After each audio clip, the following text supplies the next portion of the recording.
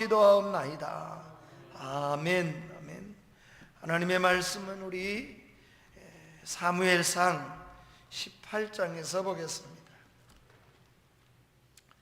우리 구약성경 수요일마다 보는 사무엘상 18장,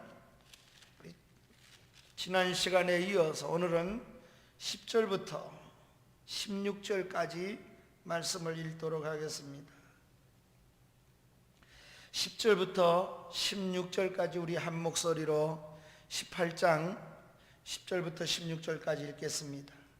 그 이튿날 하나님께서 부리시는 악령이 사울에게 힘있게 내리매 그가 집안에서 정신없이 떠들어대므로 다윗이 평일과 같이 손으로 수금을 타는데 그때 사울의 손에 창이 있는지라 그가 스스로 이르기를 내가 다윗을 벽에 박으리라 하고 사울이 그 창을 던졌으나 다윗이 그의 앞에서 2번 피하였더라. 여호와께서 사울을 떠나 다윗과 함께 계심으로 사울이 그를 두려워한지라. 그러므로 사울이 그를 자기 곁에서 떠나게 하고 그를 천부장으로 삼으매 그가 백성 앞에 출입하며 다윗이 그의 모든 일을 지혜롭게 행하니라. 여호와께서 그와 함께 계시니라. 사울은 다윗이 크게 지혜롭게 행함을 보고 그를 두려워하였으나 온 이스라엘과 유다는 다윗을 사랑하였으니 그가 자기 앞에 출입하기 때문이었더라. 아멘. 아멘. 우리는 사무엘상 18장을 생각하며 이렇게 마무리를 지었습니다. 그날 후로 사울이 다윗을 주목하더라. 지난 시간에 우리에게 주셨던 말씀입니다. 다윗은 만만이요 사울은 천천히라는 여인들의 창화 소리에 사울은 분노하는 마음이 그 속에 생겼습니다. 그 소리와 함께 사울은 그날 후로부터 9절에 보면은 다윗을 주목하였더라. 그런 말씀이 나옵니다. 하나님의 사람이 하나님을 주목하지 않고 사람을 주목하기 시작합니다. 이게 타락의 시작입니다. 사명자가 하나님을 바라보고 하나님이 시키는 일을 하고 하나님을 중심에서 살아야 될 터인데 사람이 보이기 시작하는 겁니다. 사람이 더 크게 여겨지기 시작하면 어떻게 되겠습니까? 사람에게 귀를 기울일 수밖에 없는 자가 되겠지요. 다윗에게 귀를 기울일 것이 아니라 사울은 하나님께 눈을 두어야 될 터인데 그의 마음속에 시기심이 들어왔고 사람이 크게 보이기 시작하는 삶을 살게 되었습니다. 그뿐만 아니라 다윗은 참으로 하나님 아버지 앞에서 사울을 향하여 눈을 두지 않습니다. 그는 늘 하나님께만 눈을 두는 사람이 되었습니다. 이런 사울이 또 하나의 잘못이 있었다고 지난 시간에 말씀을 드렸습니다. 그것은 다윗을 향하여 생겨진 그 불쾌한 마음.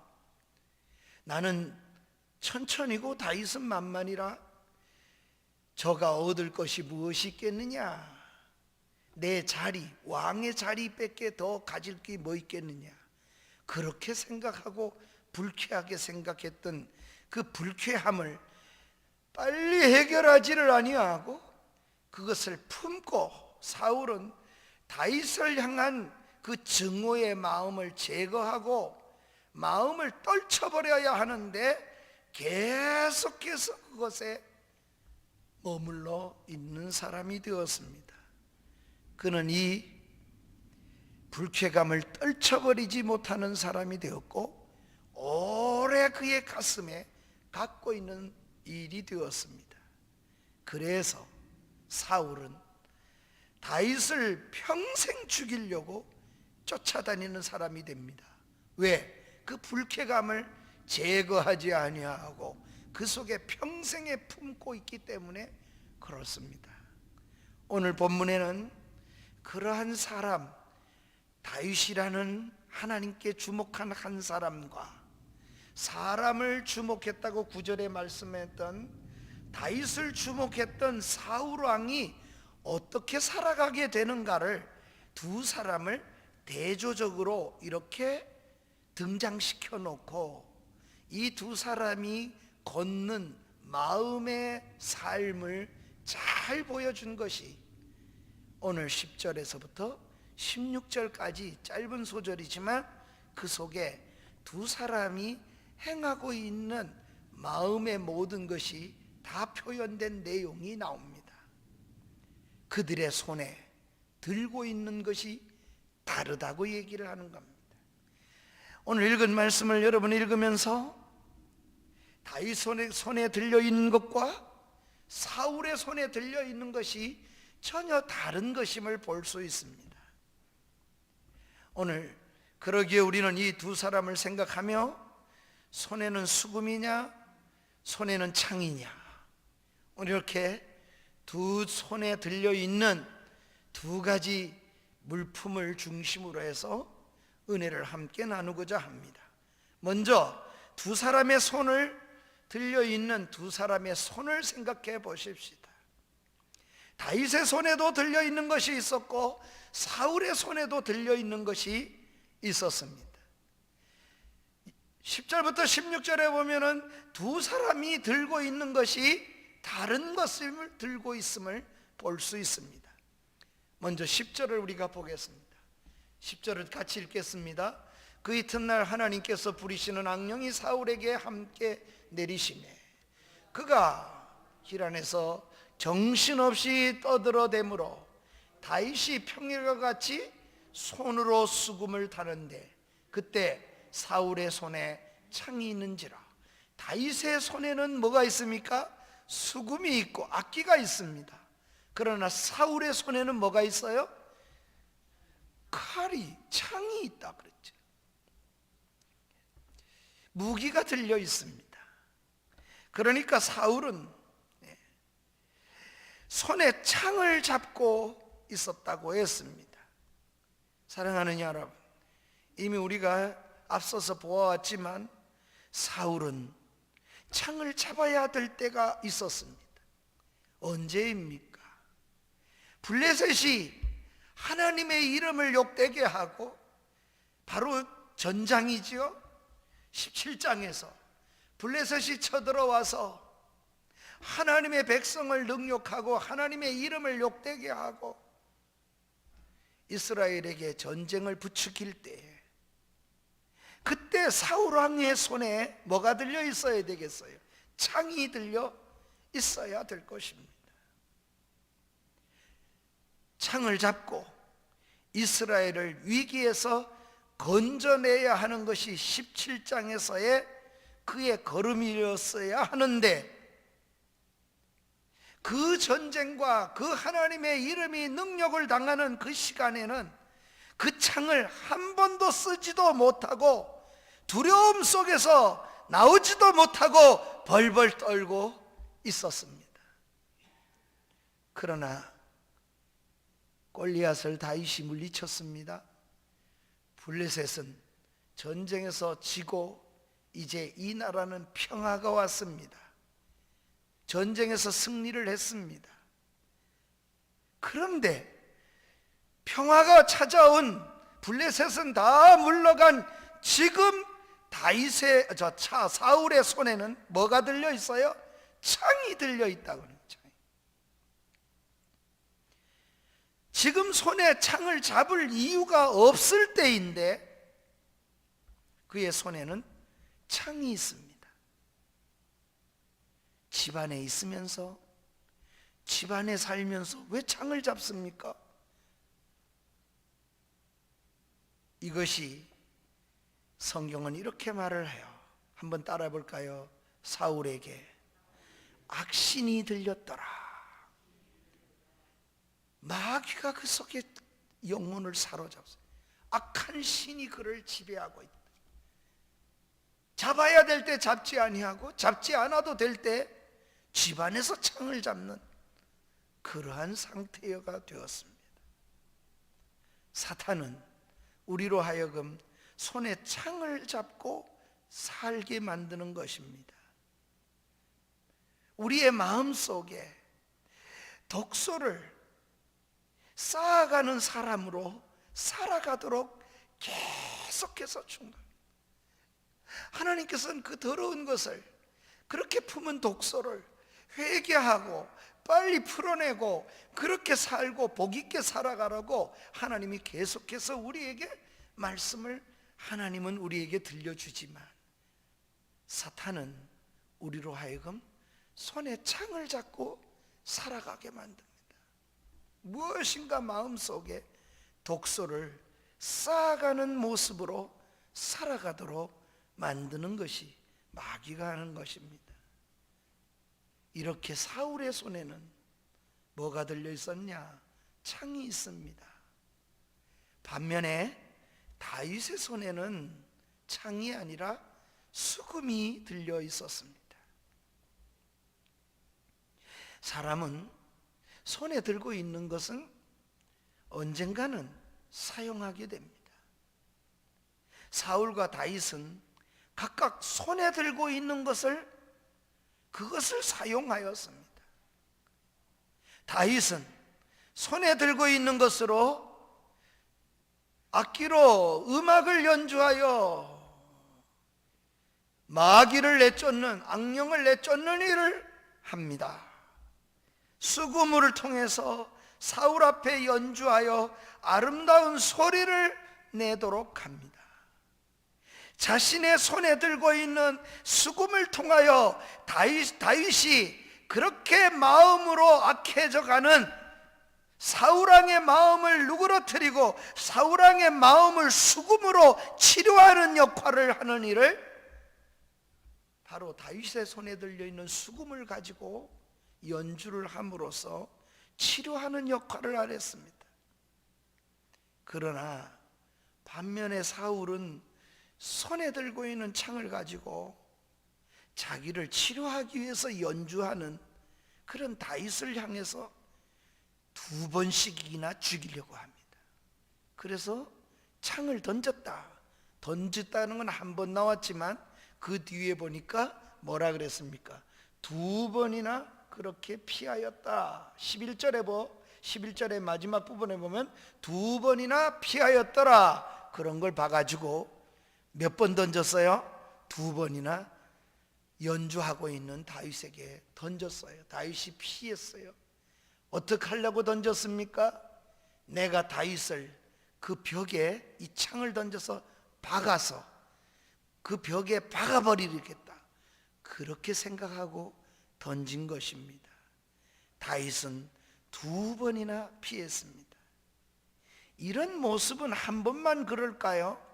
아닙니다. 이런 모습은 계속됩니다. 사울의 생애 속에 계속 그렇습니다. 예컨대 19장 9절을 보면은 이렇게 말씀합니다. 사울의 손에 뭐가 들려 있어요? 단창을 가지고. 왜 단창을? 사울은 계속해서 창이 들려 있어요. 손에 단창을 가졌어요.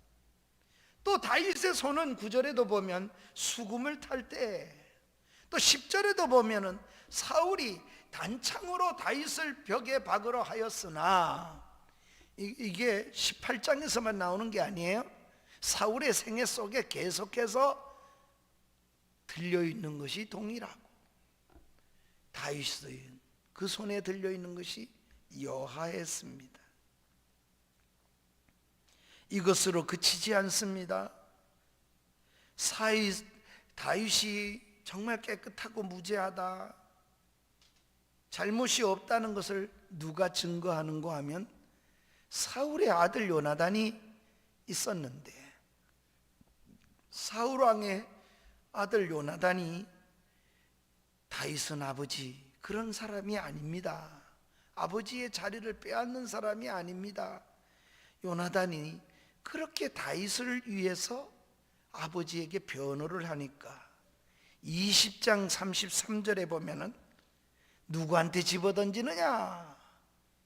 그가 들고 있던 그 창을, 단창을 자기 아들한테도 집어던져서 죽이려고 합니다.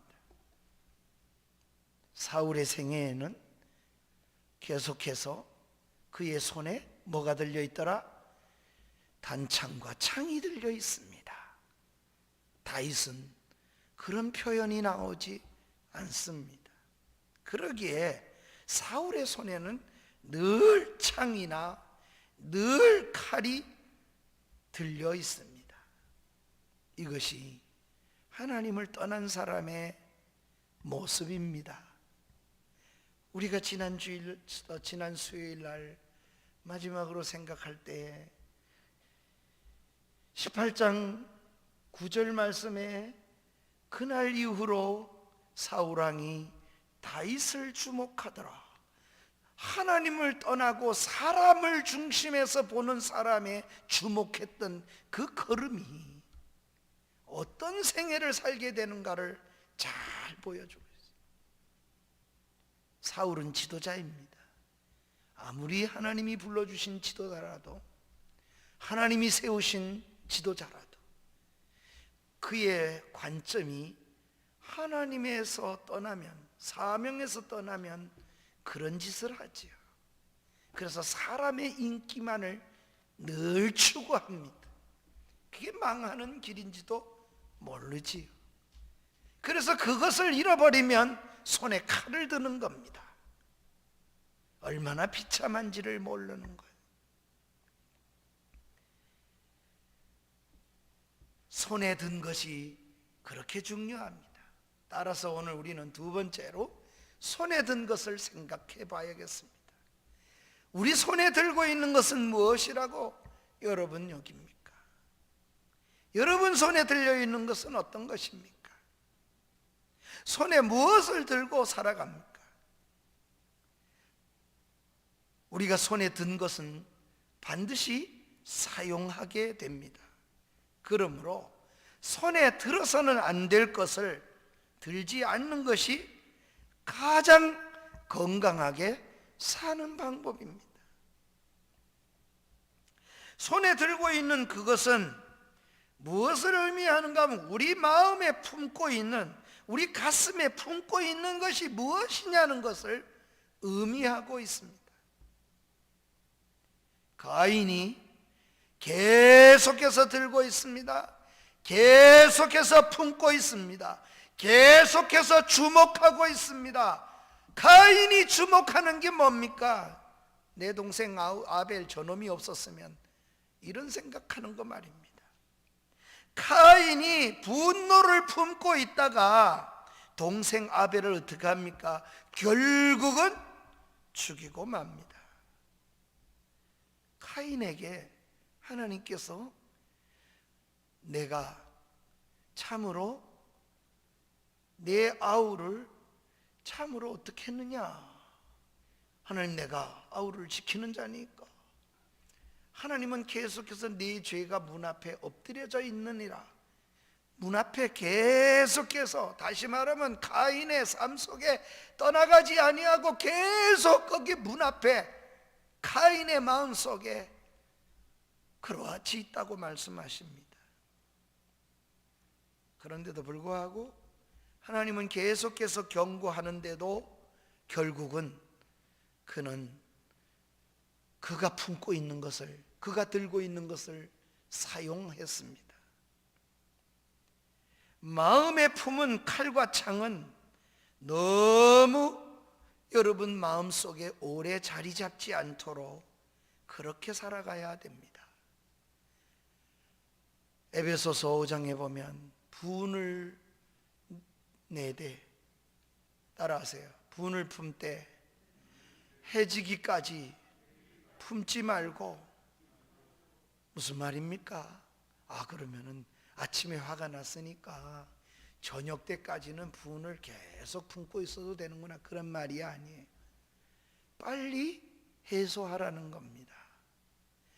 빨리 그 불쾌감을 해결하라는 거예요. 해질 때까지 그렇게 갖고 있으란 말이 아니에요. 그렇지 않으면 어떤 일이 벌어질까요?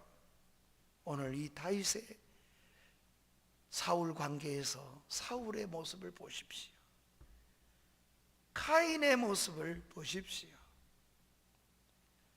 우리가 어떻게 오래 품으면 안 되는가 하는 걸 분명히 보여주시는 겁니다. 우리 속에 칼과 창이 너무 오래 자리 잡지 않도록 그렇게 우리 마음을 잘 관리하는 하나님의 사람으로 살아가야 하겠습니다. 대신에 우리가 가져야 될 것, 품어야 될 것은 사랑을 늘 품으십시오. 다윗의 경우 사울이 던진 창에 죽을 뻔했습니다. 오늘 본문에서도 벌써 2번이나 죽을 뻔합니다. 그 다음에도 사울이 또 단창을 들고 있음에도 불구하고 그런 사울 앞에서도 다윗은 창을 들지 않습니다. 수금을 탑니다. 다윗은 창을 던지는 사울 앞에서도 같이 창을 던지지 않습니다. 그렇게 창으로 응수하는 사람이 아니었습니다. 그는 계속해서 사울 앞에서 수금을 들고 그를 위해 연주를 합니다. 이것이 그리스도인이 살아가야 할 삶이요, 예수 믿는 사람이 살아가는 방식입니다. 다윗은 시편 109편에 악한 자들이 거짓으로 혀를 놀려서 자기를 괴롭히고 찌르는 자들이 있었지만, 나는 악한 자가 찌르고 악한 자가 계속해서 거짓으로 괴롭혔지만 오직 나는 하나님께 기도할 뿐이라고 말합니다. 나도 창을 들겠다, 나도 찌르겠다, 나도 거짓말로 뒤집어 씌우겠다. 저 사람이 그렇게 하니까 나도 거짓말로, 네가 나한테 괴롭혀서 나도 너한테 뒤집어 씌워서 거짓말로 응수할 거야. 그렇게 하지 않았습니다. 사랑을 악으로 갚는 자들을 대항하지 않았습니다. 시편 109편 4절 말씀입니다. 우리 함께 읽을까요? 나는 사랑하나 그들은 도리어 나를 대적하니 나는 기도할 뿐이니라. 이것이 다윗이 가졌던 마음이요, 후일의 시로 그가 고백한 내용이 옳습니다. 그는 손에 든 것이 있습니다. 다윗은 창을 들지 않았어요. 자기에게 창이 계속 날아와도 창을 잡지 않았습니다. 그러면 여러분, 세 번째로 우리가 생각할 것은 창을 든 자와 수금을 든 자의 그 결과가 어떻게 될까요? 이런 말씀입니다. 칼과 수금이 다윗과 사울에게 어떻게 돌아오게 되었습니까? 사울은 결국 어떻게 됩니까? 창을 들던 그 사울, 계속해서 자기 아들에게도 들고 다윗에게도 들고 시간만 나면 들고, 들어야 할 때 들지 않고 전쟁에 들지 않고 집안에서 들고 있던 그 사울은, 그는 그 칼에 의해서 죽습니다. 우리가 미리 땡겨보면 사무엘상 31장에 보면 사울은 자기 칼에 엎드러져서 죽습니다. 그것이 31장 4절과 6절에 나오는 말씀입니다. 자기 아들도 어떻게 죽습니까? 그 자기가 들고 있던 그 칼에 의해서 자기 아들도 죽입니다. 칼과 창을 들고 있던 다윗을 죽이겠다고 그렇게 쫓아다니는 사울은 결국 평생 그 칼과 창으로 그렇게 달고 다니더니 자기가 그 칼에 그 창에 죽습니다. 그러나 다윗은 성경이 이렇게 말합니다. 나이 많아 늙도록 존귀하다가 평안히 죽었더라. 다윗은 창을 들지 않아요. 칼을 들지 않아요.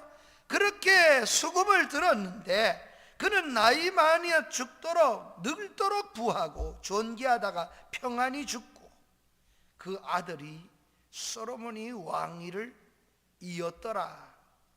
역대상 29장 28절 말씀이 바로 그 내용입니다. 그러니 다윗은 창을 들지 않았지만 그 결과는 늙도록 편안함과 존귀하고 평안히 죽고 그 아들 솔로몬이 왕위를 이었다고 역대상 29장 28절에 그 결과를 말씀해 주고 있습니다. 우리 주님의 말씀을 마음에 담고 기억하십시다. 우리 주님 뭐라 그러십니까? 마태복음 26장 52절에 보면은 이렇게 말씀하시잖아요. 이에 예수께서 이르시되 베드로에게 말씀하시는 겁니다. 내 칼을 도로 칼집에 꽂으라. 칼을 가지는 자는 다 칼로 망하느니라. 칼을 쓰는 자는 칼로 망하느니라. 이런 말씀이 아닙니다. 예수님이 지금 하시는 말씀은 칼을 갖고 있는 자는 그 칼로 망한다는 게, 칼을 갖고만 있어도 쓰지 않아도 그 칼로 망한대요. 그러면 쓰면 어떻게 되겠습니까? 더욱 더 문제겠지요. 베드로 사도에게 주신 말씀입니다. 검을 가지는 자라고 했습니다. 검을 쓰는 자라고 말하지 않았습니다. 가지고 있는 것만으로도 망한다고 말씀하신 주님이십니다. 왜냐하면 이런 말입니다. 가지고 있으면 사용하기 때문입니다. 갖고 있으면 반드시 사용할 날이 오게 되기 때문에 검을 들고 있는 자는 망하는 거라는 거예요. 베드로는 칼이 어디서 났을까요? 그는 예수님의 제자가 된 후에도 계속해서 칼을 가지고 다녔습니다. 사랑하는 여러분, 예수 믿고 교회 생활하면서도 품고 있는 칼이 없습니까? 빨리 내려놓으시려고, 빨리 정리하도록 그렇게 하셔야 합니다. 내 속에 아무개가 미워가지고 견딜 수 없고 그거 망하는 내 눈 흙 속에 들어가기 전에 내가 망하는 꼴을 봐야 돼. 칼을 품고 살아가지 말아야 합니다. 연약함과 교만의 상징이 바로 칼과 창이기 때문에 그렇습니다. 칼은 연약함과 교만함의 상징입니다. 사울은 창을 손에 쥐고도 왜 연약함입니까? 사울은 칼이나 창을 손에 들고도 어떡합니까? 마음속에서 있는 두려움이 있었어요. 12절을 보면 그러잖아요. 여호와께서 사울을 떠나 다윗과 함께 계심으로 사울이 뭐 하더라? 그를 두려워하더라. 누가 칼을 가지고 있어요? 누가 창을 가지고 있어요? 사울의 손에 창을 가지고 있으면서도 떠는 사람은 누구예요? 사울왕이 떨고 있어요. 사울왕이 창을 들고 있으면서도 그렇게 떤다고 말합니다. 이것이 한 번만 그렇게 말씀한 게 아닙니다. 내려가서 15절 말씀을 우리 다 같이 한번 다시 볼까요? 15절에 사울은 다윗이 크게 지혜롭게 행함을 보고 그를 뭐하였으나? 두려워하였으나. 사울왕에게 계속해서 그의 사울의 마음의 상태를 성경이 설명해 주는데 두려워 그 마음이 계속해서 창을 들고 있어도 그 마음은 계속 두려운 존재로 살아가는 거예요. 그래서 연약함과 교만의 상징이 바로 창입니다. 칼이라고 말을 하는 겁니다. 그 두려움이 창을 쥐게 하고 그 두려움이 칼을 참으로 쥐게 만드는 것입니다. 정말 힘 있는 사람은요, 창을 쥐지 않고도 승리합니다. 연약하니까 칼로 무장하고 방어 본능에 의해서 공격적으로 변합니다. 그래서 그렇게 하는 거지요. 정말 힘이 있다면 그렇게 하지 않습니다. 누가 뭐라 그러든. 제가 전도사를 마치고 목사가 되는 해에 한학을 공부하신 목사님이, 제가 목사님 저한테 교훈 하나 주실 거 있으면 한문으로 교훈 하나 주시지요. 그랬더니 그렇게 얘기를 하셨습니다. 목사님은 원래 한문 공부를 많이 하셨는데 목사님이 되시고 달랑 이 다음에 우리를 성도라 그러지 않습니까? 교회에 드려진 물건은 성물이라고 그러지 않습니까? 목사님 손에 평생 들고 있는 것 성경이라고 그러지 않습니까? 그 성이라는 말이 거룩할 성이라고도 얘기를 하지만 그거를 잘 보면 목회하는 데 도움이 될 겁니다.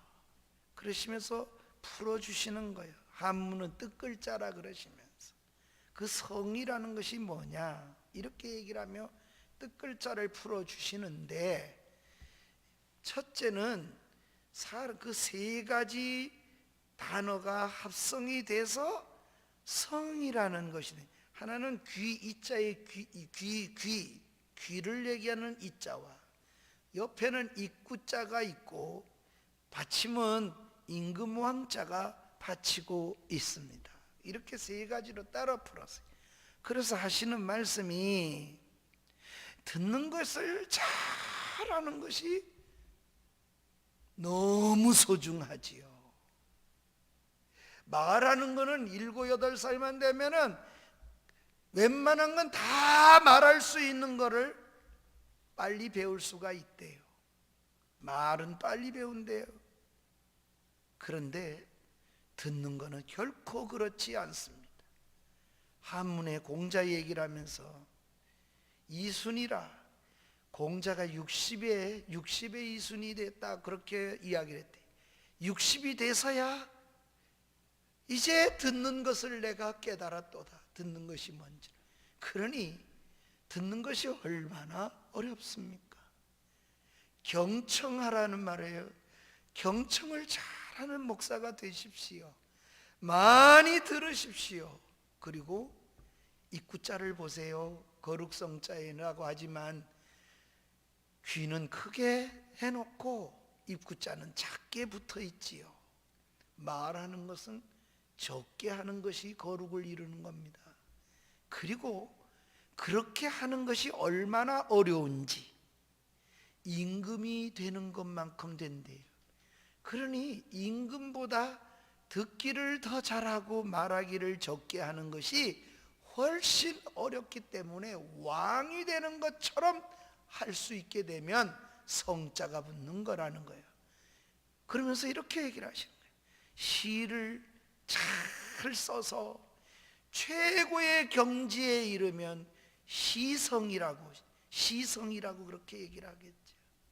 그래서 모든 일을 다 극의 극도의 최고에 오르면 성자를 붙인다고 그렇게 이야기를 하는 거예요. 성도라고 이렇게 거룩한 무리가 됐다는 말은 그런 의미가 있겠지요. 뜻글자로 얘기를 하면서 잘 듣는 거 얼마나 귀한지, 이분은 뜻글자를 얘기를 하니 목사님이 하나님이 귀를 주셨는데 앞으로만 향하게 하셨으니까 앞에서 말하는 말만 잘 들으려고 하십시오. 저한테 그래 권면하시는 거예요. 뒤에서 얘기하는 거에 대해서는 못 들은 걸로 하십시오. 그렇게 살면 거룩성을 이루겠지요. 그래서 제가 제 노트에 적은 게 있어요. 앞에서 말할 수 없는 것은 뒤에 가서 말하지 말자. 없는데, 항상 없는 데서는 흉을 하고 뒷담화를 하지요. 뒷담화하지, 앞에서 말하지 못할 거라면 뒤에 가선 절대로 말하지 말자. 그것이 거룩성자를 이루는, 거룩함을 이루어가는 방법이다. 듣는 방법이다. 성경에도 귀 있는 자는 들으라, 또 성령이 교회들에게 하시는 말씀을 들으라, 성령으로 들으라는, 귀가 없어가지고 들으라 그러겠습니까? 듣는 게 얼마나 힘든지가 살아보니 그 말은 맞는 것 같아요. 사랑하는 여러분, 칼은 또 하나의 상징을 보여줍니다. 교만의 상징이기도 합니다. 뭐 하겠다는 거예요? 내가 이 칼 가지고 내 힘으로 해결해 보겠다는 사람만이 칼이나 창을 잡는 겁니다. 하나님이 없으니까 내 힘으로 사람을 주목하니까, 사람에게 그날부터 주목하더라. 하나님을 주목하는 다윗과 사울이 다른 점이 있어요. 그러니까 내 힘으로 해결하려고 하다 보니 창을 잡았어요. 그러나 다윗은 하나님을 의지하고 내 힘을 의지하지 않습니다. 그러니 사울이 두렵지 않습니다. 다윗에게는. 실제로 다윗은 하나님을 바라보고 그는 삽니다.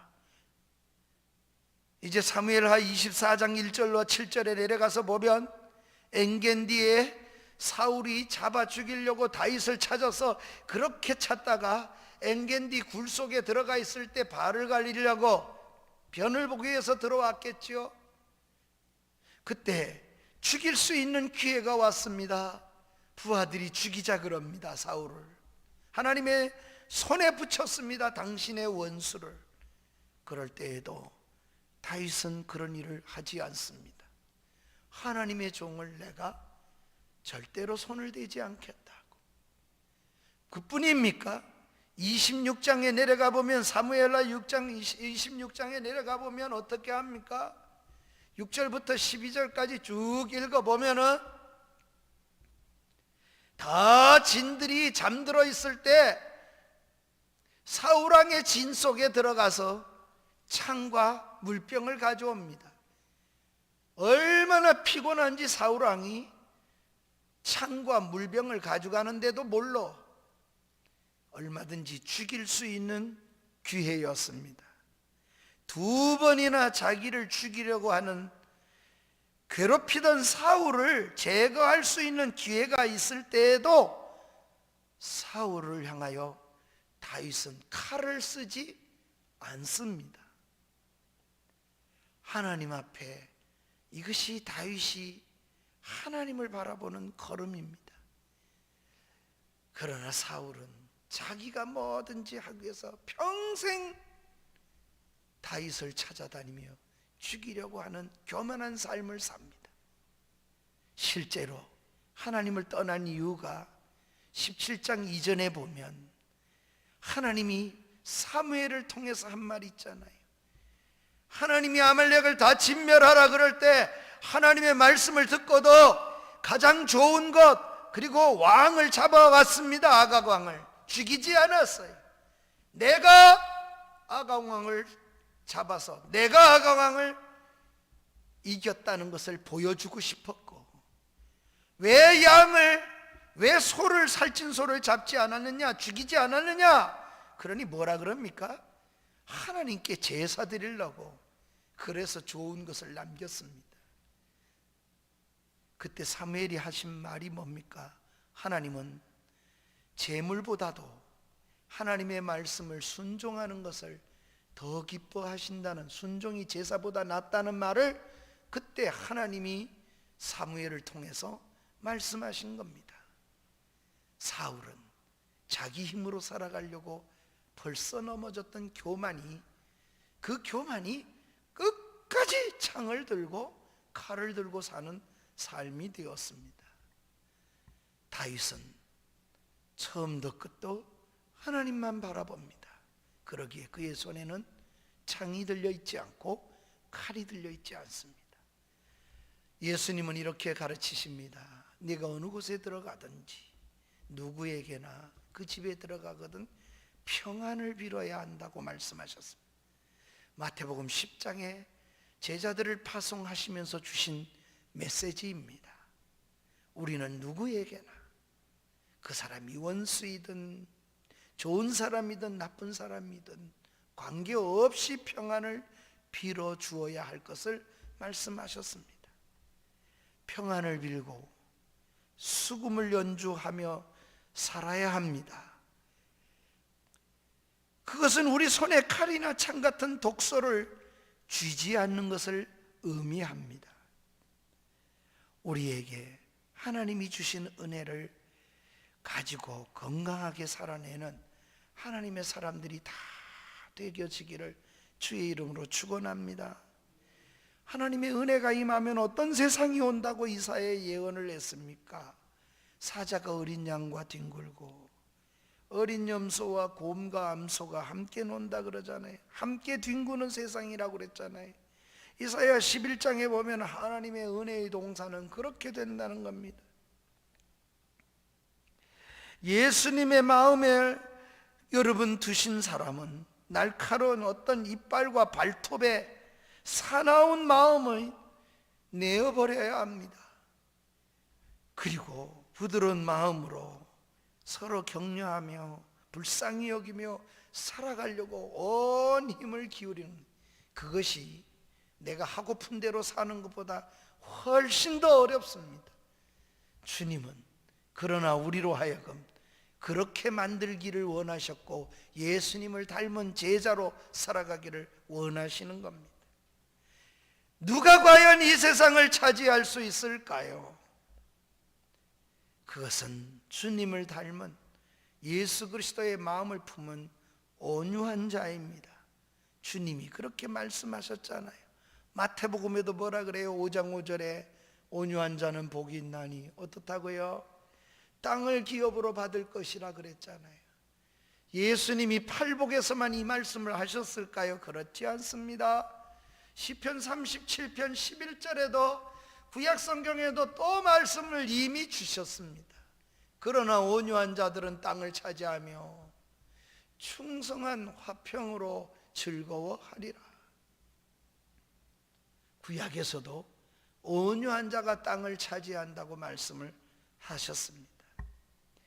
칼과 힘으로 되는 것이 아닙니다. 세상에는 적자생존이란 말이 있습니다. 또 여러분이 늘 들었을 거예요. 양육강식이란 말입니다. 그런 원리가 이 세상에 존재합니다. 그러나 성경은 우리에게 이렇게 말씀하십니다. 온유한 자가 땅을 차지한다고요. 온유한 자가 하나님의 은혜 속에 거한다고요. 생각해 보세요. 이 땅의 모든 맹수가 더 종자를 많이 퍼뜨리고 맹수가 점점 많아집니까? 아니요. 맹수의 숫자는 점점 줄어들어가고 있지만 양과 염소 같은 초식 동물은 그 수가 늘어난다는 것이 자연에도 원리가 있습니다. 하나님은 그렇게 우리를 만들어 가시는 겁니다. 기독교 역사 속에서도 칼을 든 적이 있지요. 그래서 반성하는 겁니다. 역사 속에서 십자군의 전쟁을 일으키고 그렇게 한 것이 하나님의 뜻에 부합하냐? 아닙니다. 칼과 총을 앞세운 제국주의와 같은 그런 십자군의 전쟁은 패할 수밖에 없는 겁니다. 예수님의 가르침을 따른 것이 아닙니다. 칼이나 창이 아니라 총이 아니라 수금이 세상을 다스리고 수금이 참으로 땅을 덮는 날을 우리가 기대하며 바라보십시다. 우크라이나에 무기가 많아가지고 우크라이나에 무너뜨리는 러시아가 강한 것 같아도 우리는 알아야 합니다. 어느 날 칼과 창보다 더 강한 것이 있다는 사실 말입니다. 우리가 우리의 손에 수금을 드십시다. 그리고 이 땅을 따뜻하게 만드는 일에 쓰이는 하나님의 사람으로 살아가는 저와 여러분이 되어지는 은혜가 있기를 주의 이름으로 축원합니다. 가시나무를 보셨습니까? 가시나무가 어떤 나무들이 있습니까? 탱자나무나 찔레꽃나무나 장미꽃나무나 아카시아 나무들, 우리나라에 있는 종자들 뿐이 아니라 세계의 식물 도표를 보아도 대다수의 가시 있는 나무들이 그런 종류의 나무들이 옳습니다. 가시가 달린 나무로 넓이가 한 아름이나 되는 그런 나무를 보신 적이 있습니까? 장미꽃처럼 너무 아름답게 피워내는 가시의 꽃을 피워내는 것은 있어도 그런 가시가 많은 나무는 결코 집제목이 될 만한, 기둥이 될 만한 나무는 만들어내지 못합니다. 무엇인지 하면서 갈구정거리고 불평이 많은 사람은 교회 안에서도 하나님의 일꾼으로도 쓰이는 일에 가시 같은 존재로 그렇게 끝내요. 꽃을 피울지는 몰라도 절대로 교회의 기둥 같은 일꾼으로 쓰이지는 않습니다. 교회만이 아니에요. 세상 나무도 그런 것처럼 어디서나 그렇겠죠. 가시가 없는 나무가 아름드리 나무로 만들어지기도 하고 소나무처럼 기둥으로도 쓰이고 큰 대들보로도 쓰여질 수 있는 나무가 되어지는 겁니다. 우리 속에 가시를 제거하고 하나님이 쓰실 만한 그런 건강한 하나님의 사람이 다 되어지기를 주의 이름으로 축복합니다. 말씀을 기억하며 우리 찬양을 드리겠습니다. 우리가 함께 부를 찬양은 278장입니다. 우리 뜻을 생각하며 278장을 드리겠습니다.